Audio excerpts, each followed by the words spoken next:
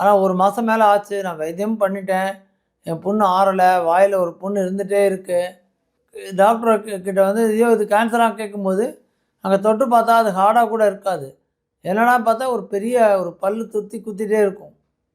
இவர் அதை இன்னும் 2 வருஷம் விட்டார்னா அது புற்றுநோயாக வருவார். 3 வருஷம் விட்டார்னா புற்றுநோயாக வருவார். ஆனால் இந்த ஸ்டேஜில் அது புற்றுநோயாக மாறாமல் தடுக்கிறதுக்குரிய சான்ஸ் இருக்குது. சரி, புற்றுநோய் ஆயிடுச்சுன்னா கூட அந்த அறிகுறி வந்த உடனே வந்தால் அதை சின்னதாக கட் பண்ணி எடுத்துட்டால் நல்லா ஆயிடலாம். பெருசாக ஆப்ரேஷன் கூட தேவையில்லை. சின்னதாக கட் பண்ணி எடுத்தாலே வந்துடலாம். நாட்பட்டு ஒன்று பிரச்சனை இருந்தாலே அது புற்றுநோயாக மாறக்கூடிய சந்தர்ப்பம் இருக்குது. மாறியிருக்கலான்ற ஒரு அறிகுறி இருக்குது.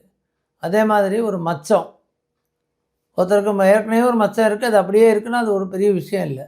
புதுசாக மச்சங்கள் வருது, மச்சம் வளர்றது, அதுலேருந்து ப்ளீட் ஆகுது அப்படின்னா அது புற்றுநோயாக இருக்கிறதுக்கான ஒரு சந்தர்ப்பம் இருக்குது. ஜுரம் வருது, வைத்தியம் பண்ணுறோம், நல்லா ஆயிடுச்சு, முடிஞ்சு போச்சு. ஆனால் சில பேருக்கு ஜுரம் இருக்கும், வந்துட்டே இருக்கும். கொஞ்ச நாள் 2 நாள் நிற்கிற மாதிரி இருக்கும். ஆனால் 1 மாதமாக ஜுரம் இருக்குது. எல்லா டெஸ்ட்டும் பண்ணோம், நெகட்டிவ்.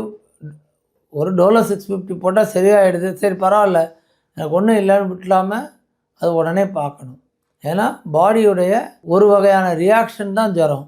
ஸோ அப்போ அது 2 பாசிபிலிட்டி இருக்குது. ஒன்று டிபியாக இருக்கலாம், இல்லைன்னா புற்றுநோயாக இருக்கலாம். அதுக்காக இருக்கணும்னு அவசியம் இல்லை. ஆனால் இது இவங்க போய் டெஸ்ட் பண்ணிக்க வேண்டிய அறிகுறி உள்ளவங்க.